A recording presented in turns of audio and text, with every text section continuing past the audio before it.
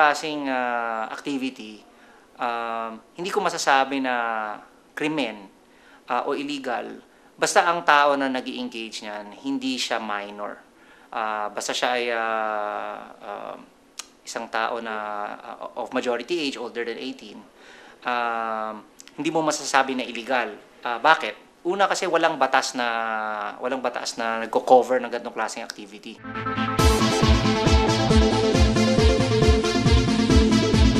So ang activity ng isang individual na nag-i-engage sa kumbaga nagla-login sa isang website at sa website na yun nag-i-engage siya bilang isang agent para makipag-coordinate or makipag-interact sa mga kliyente ng website na yun.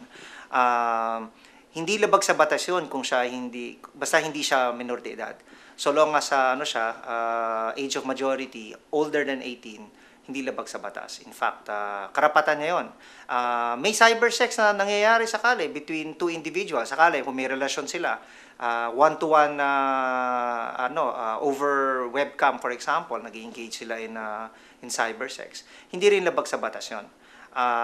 Kasi between consenting adults, kumbaga, ang pananaw ng batas. Kung ikaw ay basta hindi ka minor de edad, sakop yun sa liberty mo or freedom mo na mag-engage sa ganyang klaseng activity.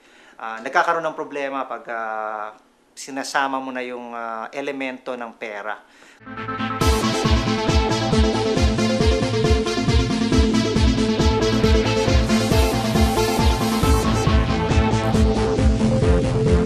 Pag may pera na involved, nagmumukha na siyang either pornography or nagmumukha na siyang prostitution. Pero hindi siya prostitution kasi wala namang physical contact. Hindi rin siya pornography kasi hindi siya katulad ng pornography na is one to many, isang communication na nanggagaling sa isang tao at ibino-broadcast sa maraming tao.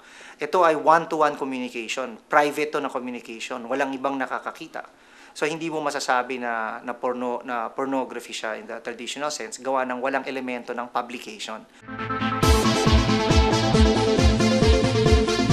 Meron tayong batas na nag-govern para sa minor de edad.